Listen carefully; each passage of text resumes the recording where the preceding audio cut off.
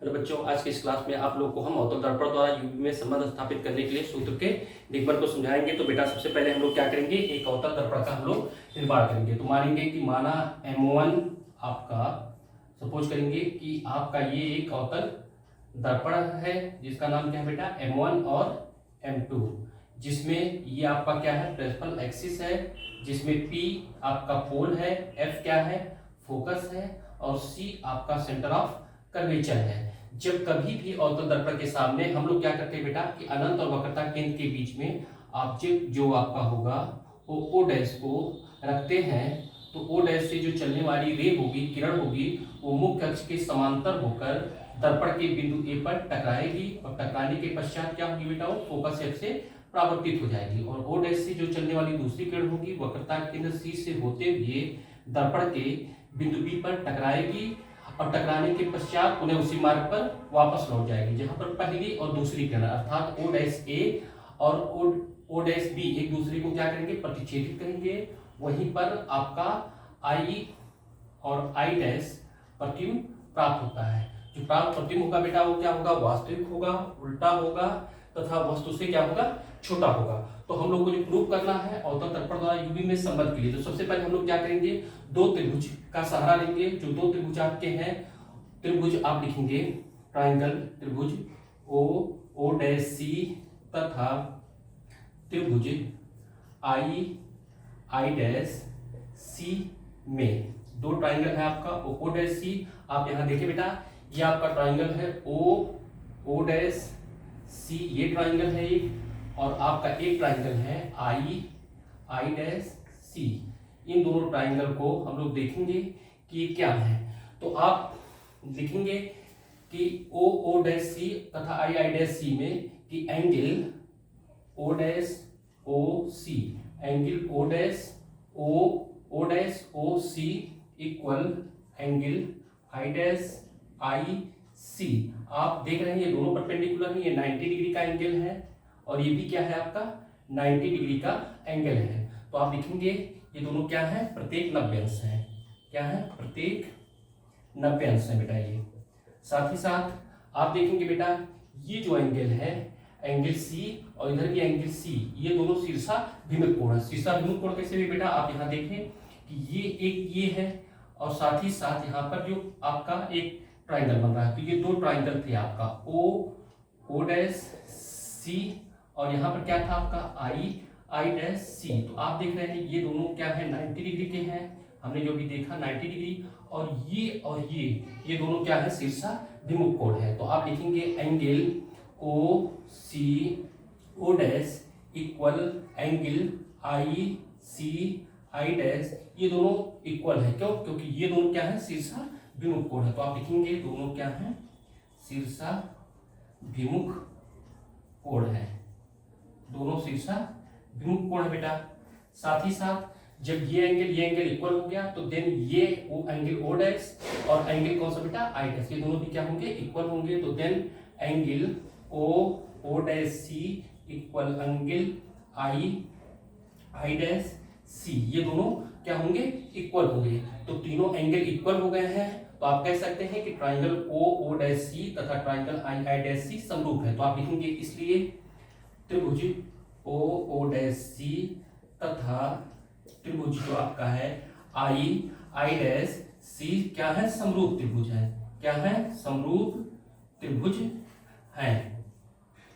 तो आप जानते हैं बेटा कि ओ डैश सी तथा आई डैश सी समरूप त्रिभुज है। तो आप जानते हैं कि समरूप त्रिभुज में जो संगत भुजाओं का अनुपात होता है वो इक्वल होता है। आप ऐसे कह सकते हैं कि जो लंब का अनुपात होता है, कर्ण का अनुपात और आधार का अनुपात, तीनों क्या होते हैं, समान होते हैं। तो ये आप लिखेंगे ओ डैश अपान, ये परपेंडिकुलर है तो इसमें क्या परपेंडिकुलर है, आई डैश अपान आप लिखेंगे बेटा आई डैश इक्वल, इसका जो बेस है क्या है, ओसी है, तो ओसी अपान, और इस छोटे वाले ट्रायंगल का क्या है आपका आई सी।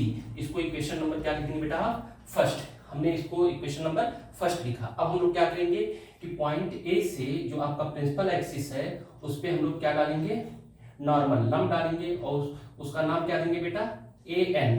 क्या देंगे, ए एन। तो इसमें आप देखेंगे बेटा कि इसमें भी आपके दो ट्राइंगल बन रहे हैं, एक है आपका ए एन एफ और दूसरा क्या है आपका आई डैश आई एफ। तो आप लिखेंगे ट्राइंगल ए एन एफ तथा ट्राइंगल आपका क्या बेटा ए एन एफ तथा आई डैश आई एफ तथा आई डैश आई एफ भी क्या है समरूप त्रिभुज है। क्या है समरूप त्रिभुज है। कैसे बेटा समरूप त्रिभुज, आप देखें यहाँ पर ये एंगल आपका 90 डिग्री का है और ये भी एंगल आपका क्या है बेटा 90 डिग्री का है। और ये एंगल एफ और एंगल एफ ये दोनों शीर्षाभिमुख कोण है। तो ये आपका एंगल ए किसके एंगल आई डैश के क्या होगा इक्वल होगा। तो अभी हमने बताया कि इसकी संगत भुजाओं का जो अनुपात होगा क्या होगा इक्वल होगा। तो देन क्या हो जाएगा इसकी संगत भुजा है यहाँ पर परपेंडिकुलर क्या है ए एन। तो आप लिखेंगे ए एन और इसका क्या है बेटा आई आई डैश। तो आप लिखेंगे आई आई डैश इक्वल इसका जो बेस है क्या है एफ एन है। तो आप लिखेंगे एफ एन अपान इसका बेस क्या है आई एफ। क्या लिखेंगे आई एफ। अब आप फिगर को देखें कि जो ओ डैश है और ए एन ये क्या है एक दूसरे के पैरेलल है। तो पैरेलल है तो ओ डैश की जो हाइट होगी ए एन के हाइट के इक्वल होगी। तो आप लिखेंगे चूंकि जो आपका ओ डैश इक्वल किसके है बेटा ए एन के या ए एन इक्वल किसके है ओ डैश के। तो ए एन की जगह पर हम क्या लिख सकते हैं ओ डैश। तो ये जो आपका इक्वेशन सेकंड आया है इस इक्वेशन सेकंड में ए एन की जगह पर हम क्या लिख सकते हैं ओ डैश। तो आप लिखेंगे इसलिए लिखेंगे बेटा इसलिए ए एन की जगह हम क्या लिखेंगे बेटा ओ डैश।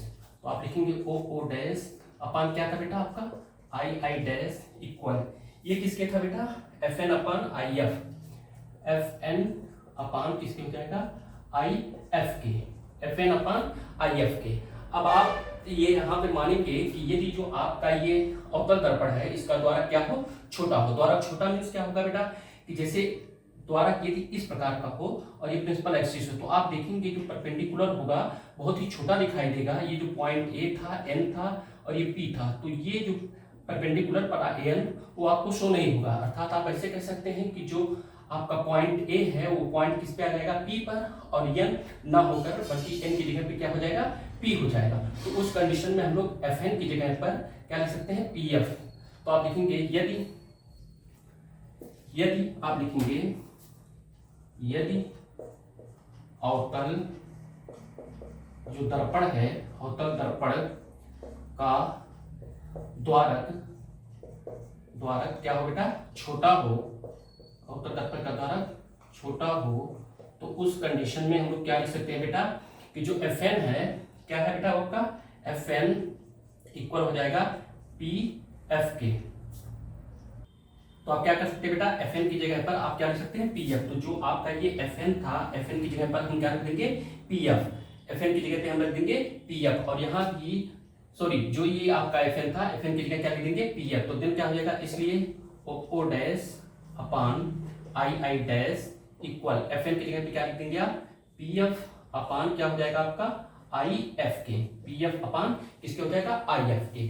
अब आप इक्वेशन इसको क्या मान ले बेटा थर्ड। तो आप इक्वेशन फर्स्ट को देखें इसके लेफ्ट में ओ dash upon I I dash है बेटा और इक्वेशन थर्ड को देखें तो यहाँ भी ओ dash upon I I dash है। तो आप ऐसे कह सकते हैं कि दोनों का एलएचएस क्या है इक्वल है तो आरएचएस क्या होंगे इक्वल होंगे। तो आप लिखेंगे समीकरण इक्वेशन फ्रॉम इक्वेशन फर्स्ट एक और एवं किससे बेटा 3 से from equation first and third. तो क्या हो जाएगा ये बेटा आपका ओ सी अपान किसके हो जाएगा आई सी के इक्वल आपका इधर क्या हो जाएगा बेटा ये पी एफ अपान किसके हो जाएगा आई एफ के। P F upon I F के।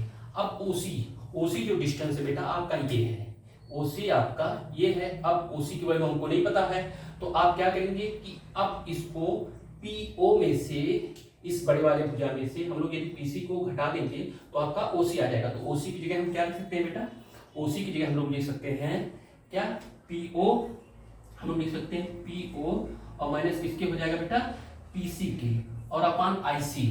जो आईसी है ये जो डिस्टेंस है बेटा पीसी और माइनस क्या लिख सकते हैं पीआई। तो पीसी और माइनस हमने लिखा क्या बेटा पीआई इक्वल पीएफ को आप रहने दें क्योंकि जो भी डिस्टेंस हमको नोन है वो किससे पोल से ही नोन है हमको जब पता है तो हम लोग क्या करेंगे पीएफ को आप वैसे रखते हैं। अब आया क्या आपका आई एफ, तो आई एफ को आप लिख सकते हैं पी आई माइनस क्या लिख सकते हैं पी एफ, तो आप लिखेंगे पी आई और माइनस क्या लिखेंगे आप पी एफ। अब आप जानते हैं बेटा कि चूंकि पोल से ऑब्जेक्ट के बीच की दूरी पी ओ इक्वल होता है किसके बेटा यू के, और चूंकि ये वास्तविक प्रतिबिंब बन रहा है तो जो इसकी डिस्टेंस होगी वो क्या होगी नेगेटिव होगी। साथ ही साथ पी से सी के बीच की जो डिस्टेंस होगी वो भी नेगेटिव होगी, तो आप लिख सकते हैं पी सी इक्वल होता है माइनस आर के, इक्वल माइनस और आर की जगह पे आप क्या जानते हैं बेटा आर इक्वल होता है किसके 2f को, आर इक्वल होता है 2f के। और अब क्या बचा बेटा आपका पी आई, पोल से इमेज के बीच की दूरी, तो आप लिखेंगे पी आई इक्वल होता है किसके v के, वास्तविक प्रतिबिंब बन रहा है तो ये क्या हो जाएगा माइनस, और पी एफ इक्वल किसके हो जाएगा बेटा माइनस एफ के। तो अब ये जो वैल्यू आई है सब बेटा, ये सब जितनी वैल्यू आई है इस वैल्यू को हम लोग यहाँ पर लाके क्या कर देंगे पुट कर देंगे, तो पुट करेंगे तो पीओ की जगह पर हम लोग क्या पुट करेंगे बेटा माइनस यू, माइनस पीसी की जगह पर माइनस क्या लिख सकते हैं 2f, तो ब्रैकेट में आप लिख देंगे माइनस 2f अपान पीसी की जगह पर क्या लिख सकते हैं बेटा हम लोग माइनस 2f, तो माइनस 2f हमने लिखा, साथ ही साथ यहाँ माइनस का माइनस लिखा, और पी आई की जगह पे हम लोग लिख सकते हैं माइनस वी इक्वल, अब देखें पी एफ की जगह पर हो जाएगा आपका minus F upon P I की जगह पर हो जाएगा माइनस वी माइनस, और पी एफ की जगह पर हो जाएगा माइनस एफ। अब हम लोग क्रॉस मल्टीप्लाई करें या इसको साइन को चेंज करके हम लोग देख सकते हैं, तो आप देखिए बेटा यहाँ पर माइनस यू था, हमने माइनस यू लिखा, ठीक है बेटा, माइनस माइनस का ये हो गया प्लस, तो ये हो गया आपका 2f अपान ये आपका क्या था माइनस 2f, आप माइनस 2f लिख दें। अब ये माइनस माइनस का क्या हो जाएगा प्लस v हमने लिख दिया इक्वल, ये माइनस एफ था हमने माइनस एफ लिखा अपान, अब आप देखें ये माइनस v था माइनस v, और ये माइनस माइनस का हो गया प्लस, और प्लस क्या हो गया बेटा आपका f। अब क्रॉस मल्टीप्लाई करें, तो आप जब क्रॉस मल्टीप्लाई करेंगे माइनस u का माइनस v में, तो ये हो जाएगा आपका u v, माइनस u का प्लस f में, तो माइनस हो जाएगा u f, प्लस 2f का माइनस b में करेंगे तो माइनस 2f v, और प्लस 2f का f में करेंगे तो प्लस 2f स्क्वायर हो गया इक्वल, माइनस f का माइनस 2f में करेंगे तो क्या हो जाएगा ये भी माइनस का प्लस 2f स्क्वायर होगा, और माइनस f का प्लस b में करेंगे तो माइनस क्या हो गया आपका fv। तो यहाँ पर आप देखेंगे लेफ्ट में आपका 2f स्क्वायर है, राइट में प्लस 2f स्क्वायर, ये दोनों क्या हो जाएंगे कैंसिल, तो देन क्या हो जाएगा आपका uv minus uf minus 2fv, और राइट में क्या था माइनस f था, जब लेफ्ट में इसको लेके आएंगे तो क्या हो जाएगा प्लस fv इक्वल किसके हो जाएगा बेटा 0 के, तो आप लिखेंगे uv माइनस uf, और ये माइनस 2ab है प्लस fv, तो क्या हो जाएगा आपका माइनस fv इक्वल किसके हो जाएगा बेटा ये 0 के। अब क्या करेंगे कि आप इसमें uvf से भाग करेंगे, तो लिखेंगे आप uvf से क्या करने पर भाग देने पर uvf से दोनों को लेफ्ट और राइट में भाग देने पर, तो आप लिखेंगे uv अपान uvf माइनस uf अपान uvf माइनस fv अपान uvf इक्वल 0 अपान uvf।